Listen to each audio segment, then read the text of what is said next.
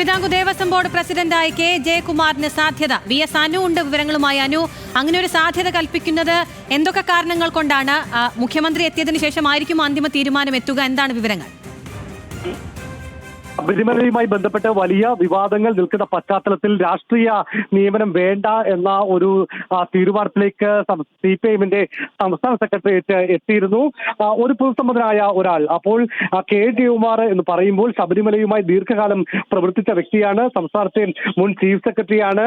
മാത്രമല്ല ശബരിമല മാസ്റ്റർ പ്ലാനിന്റെ ഏറ്റവും പ്രധാനപ്പെട്ട വ്യക്തി അത് ജയകുമാർ ആയിരുന്നു.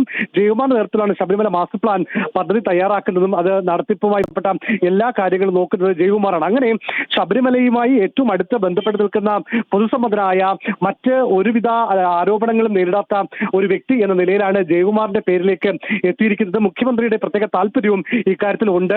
ഏതായിരുന്നാലും ജയകുമാറിന്റെ പേരിലേക്ക് എത്തുന്നു എന്നുള്ളത് തന്നെയാണ് നമുക്ക് ഈ നിമിഷം നൽകാൻ കഴിയുന്ന ഏറ്റവും പ്രധാനപ്പെട്ട വാർത്ത. നേരത്തെ CPIM കേന്ദ്രങ്ങളുമായി ബന്ധപ്പെടുമ്പോൾ രാഷ്ട്രീയ പാർട്ടിയിൽ ഉൾപ്പെട്ടവരായിരിക്കില്ല, പകരം പൊതുസമ്മതനായ ഒരാൾ വരും എന്നുള്ള ഒരു സൂചനയാണ് CPIM കേന്ദ്രങ്ങൾ നൽകുന്നത്. ഏതായാലും മുഖ്യമന്ത്രിയുടെ ഒരു അന്തിമ നിലപാട് അതുകൂടെ വന്ന് ഔദ്യോഗികമായ പ്രഖ്യാപനം ഉണ്ടാകും. നമുക്ക് മനസ്സിലാക്കാൻ വേണ്ടി സാധിക്കും. നമ്മൾ ജയകുമാറുമായി ബന്ധപ്പെട്ടിരുന്നു.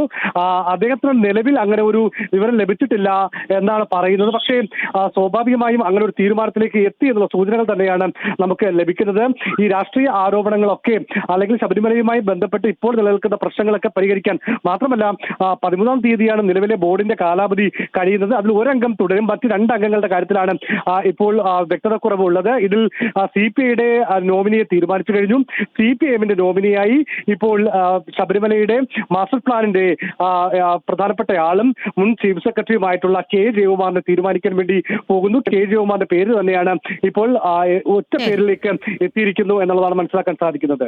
തിരുവിതാംകൂർ ദേവസ്വം ബോർഡ് പ്രസിഡന്റായി കെ ജയകുമാറിന് സാധ്യത എന്ന വാർത്തകളാണ് വരുന്നത്. VS അനു ആണ് വിവരങ്ങൾ നൽകിയത്.